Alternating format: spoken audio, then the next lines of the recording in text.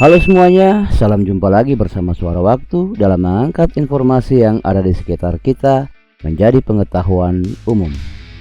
Pada video sebelumnya kita telah berbicara secara umum tentang leluhur penutur bahasa Austronesia cabang Ambon Timor di bumi Flubamora.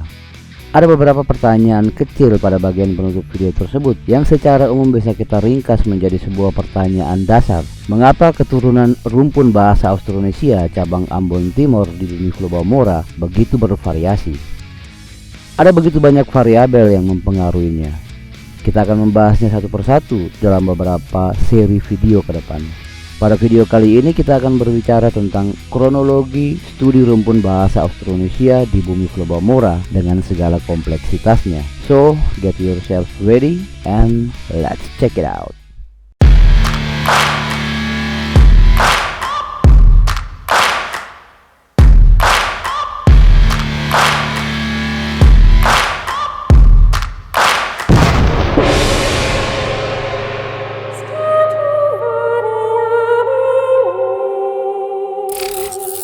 Orang pertama yang mengidentifikasi secara autentik keberadaan bahasa-bahasa di Kepulauan Nusantara dan sekitarnya adalah Antonio Pigafetta, seorang nutulis berkebangsaan Italia yang menjadi salah satu kru dalam pelayaran keliling dunia yang dilakukan oleh Ferdinand Magellan di sekitar tahun 1500-an.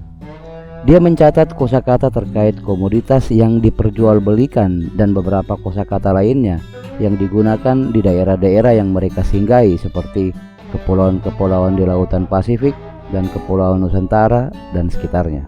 Sekitar 8 dekade kemudian, tepatnya sekitar tahun 1603, dalam sebuah pelayaran menuju Batavia dengan sebuah persinggahan di Madagaskar, Cornelis de Houtman menyadari adanya pertalian antara bahasa yang dituturkan oleh penduduk Madagaskar dan penduduk Nusantara. Hal tersebut kemudian menjadi sesuatu yang hangat untuk mereka bahas, walaupun pada mulanya hanya bersifat sebagai sebuah pembahasan casual, namun terus berkembang ke ranah akademis dengan penelitian yang lebih mendalam. Singkat cerita, pada tahun 1884, Jan Laurens Andres Brandes, seorang ahli bahasa dan budaya berkebangsaan Belanda, berdasarkan data yang dikumpulkan oleh Herman van der Tuuk di Universitas Leiden, memetakan bahasa-bahasa Nusantara menjadi dua kelompok bahasa, yaitu bahasa Nusantara Barat dan bahasa Nusantara Timur.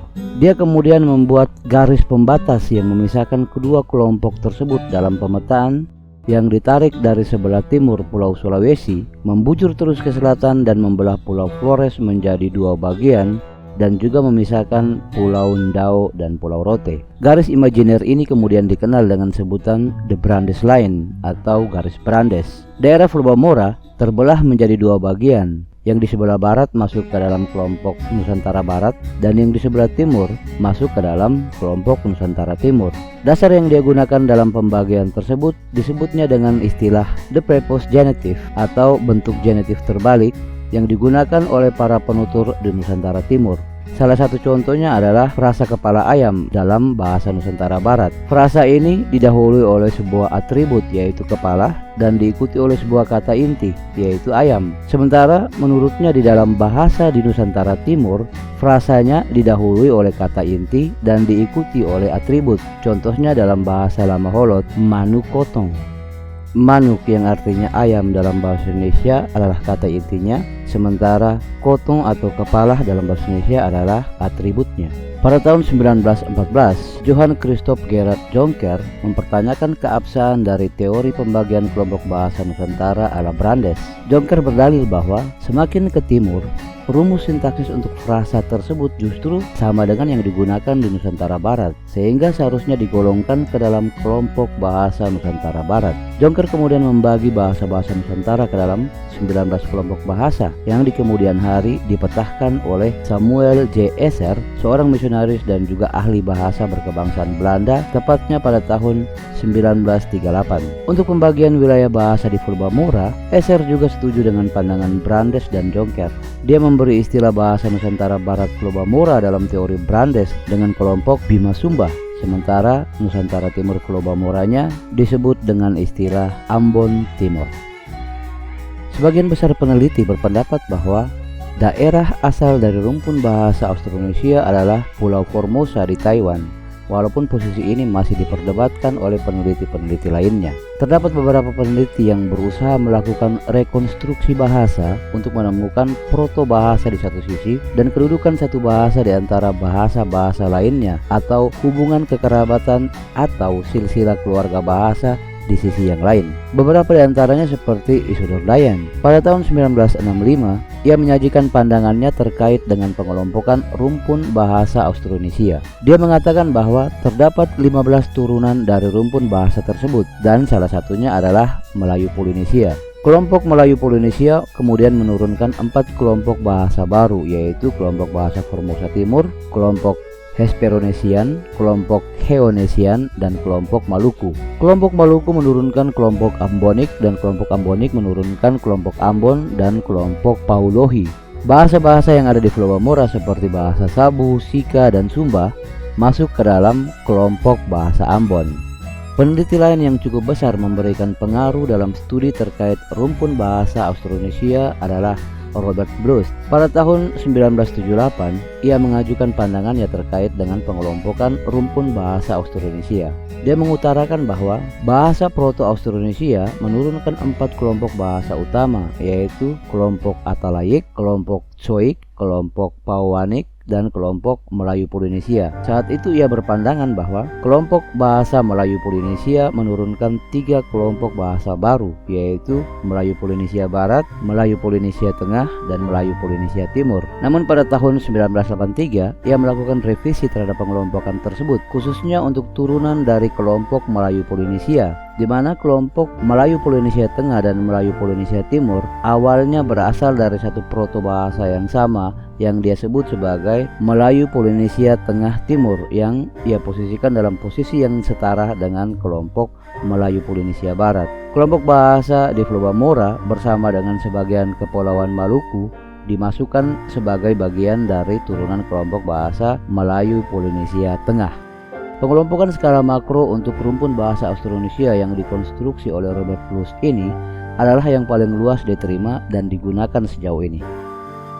Pandangan lain yang muncul di era yang sama dapat kita jumpai pada pandangan Lawrence Reid. Pada tahun 1982, ia mengemukakan bahwa Proto-Austronesia menurunkan 5 kelompok bahasa utama, yaitu kelompok Atalayik, kelompok Choik, kelompok Formosa, kelompok Bilik, dan kelompok Amis Extra Formosa. Dari kelompok Amis Extra Formosa muncul 2 kelompok bahasa baru, yaitu kelompok bahasa Amis dan kelompok Extra Formosa. Kelompok Extra Formosa inilah yang menurunkan kelompok Melayu Polinesia yang diposisikan sejajar dengan kelompok Filipina. Pada tahun yang sama, Mark Harvey menyajikan pandangannya yang hampir sama dengan pandangan Reid, namun dia tidak menyertakan kelompok Bilik di dalamnya. Dia juga tidak menggunakan nama kelompok Extra Formosa dalam pandangan Reid, namun ia menempatkan kelompok Proto Melayu Polinesia di sana. Para peneliti yang muncul di era 90-an dan yang lebih muda meletakkan dasar pemikiran mereka pada teori-teori tersebut di atas, namun ada juga yang memperbarui atau bahkan mengemukakan pendapat yang agak berbeda. Seperti Malcolm Ross di tahun 1994 membaharui pandangan Reid, di mana dari Proto Extra Formosa turun bahasa Batanik di satu sisi dan bahasa Filipina Utara dan kelompok Melayu Polinesia di sisi lainnya. Dari kelompok yang kedua ini turun bahasa Filipina Utara dan kelompok Melayu Polinesia, dan dari kelompok Melayu Polinesia turun kelompok Melayu Polinesia Barat dan Melayu Polinesia Tengah Timur. Banyak pandangan lain lagi yang muncul di milenium kedua seperti Ho Dan Yang pada tahun 2000, Cho Min Sung pada tahun 2020, serta Victoria Chen dan kawan-kawan pada tahun 2022. Pandangan para ahli terkait dengan pengelompokan rumpun bahasa Austronesia dalam skala makro berputar dalam perdebatan di antara beberapa hal, seperti dari mana rumpun bahasa Austronesia berasal, interrelasi antara rumpun bahasa Austronesia dan Melanesia, dasar pembagian wilayah turunan rumpun bahasa Austronesia, dasar pembagian wilayah kelompok turunan bahasa Melayu Polinesia, Barat, Tengah, dan Timur, dan juga keberadaan kelompok Melayu Polinesia Tengah. Selain poin-poin di atas, para peneliti juga memiliki sudut pandang yang cukup bervariasi terkait dengan posisi bahasa Austroasiatik terhadap bahasa Austronesia. Beberapa cerita lokal terkait leluhur yang berasal dari India Selatan, Sina Jawa Malaka, Sinamutin Malaka, dan lainnya turut memperdalam jurang misterinya. Secara umum, inilah beberapa catatan terkait dengan pengelompokan rumpun bahasa Austronesia dalam skala makro. Pada pertemuan selanjutnya, kita akan berbicara pengelompokan rumpun bahasa Austronesia dalam skala mikro, khususnya yang ada di bumi Flobamora. Ikuti terus channel kami Suara Waktu yang didedikasikan secara khusus untuk mengangkat segala sesuatu tentang Flobamora agar menambah wawasan dan rasa cinta kita kepada Nusantara Mini ini. Jangan lupa tekan tombol like jika Anda menyukai konten ini. Anda juga dapat membantu kami mengembangkan channel ini dengan menekan tombol subscribe juga agar kalian bisa mendapatkan informasi-informasi terbaru dari channel ini. Akhirnya, sekian dulu pertemuan kita pada hari ini dan ciao.